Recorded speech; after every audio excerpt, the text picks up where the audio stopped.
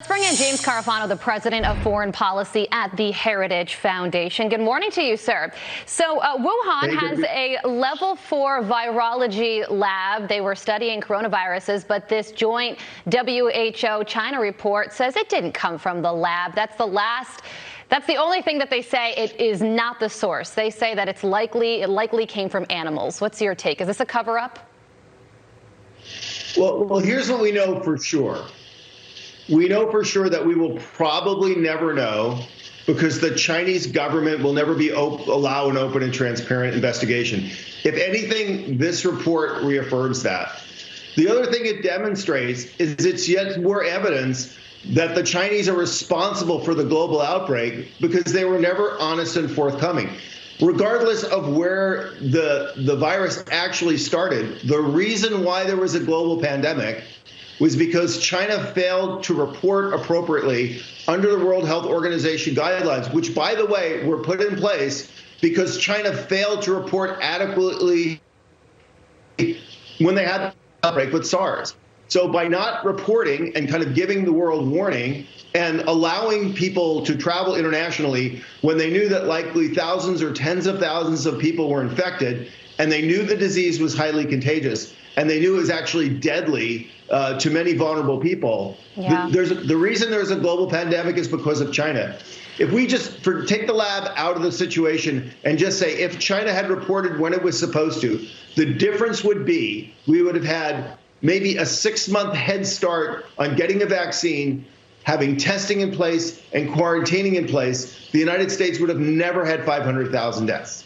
Yeah, that is such a good point. So there were failures on multiple fronts. But on the report front, there was a segment on 60 Minutes, and the guest said that this WHO-China report is sort of like Russia doing their own investigation in the Chernobyl incident. And Senator Tom Cotton is also talking about the lengths that China went to manage this investigation. Take a listen. These so-called investigators did not have access to scientists. They did not have access to evidence. They basically went to Wuhan and were put in a conference room and given some coffee and donuts and a few PowerPoint slides. I still believe that all of the best evidence that we have suggests that this virus originated from an accidental breach in those Wuhan labs. And the director of the World Health Organization also admits that this report isn't enough. He says, we will read the report and discuss its content and discuss next steps. As I have said, all hypotheses are on the table and warrant complete and further studies. So you say we're never going to find the origins of the coronavirus.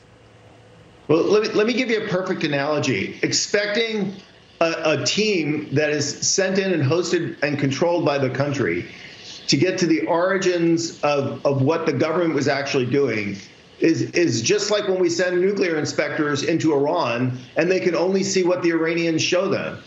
If you have a covert program, if you have secrets to hide, these guys are not Sherlock Holmes. They're not special forces. All they can do is look at the stuff that they're shown. Yeah. They're just scientists. So it's very, very unlikely that we are ever going to get the ground truth of what the Chinese did. Seems like a big waste of time, big waste of resources. Former President Trump pulled the U.S. out of the World Health Organization, saying China totally controls the organization.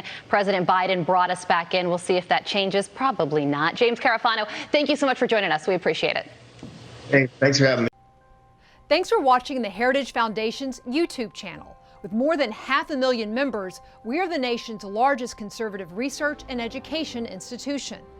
We believe the principles and ideas of the American founding are worth conserving and renewing. Please help us further our mission by subscribing to this channel and sharing our videos with your family and friends.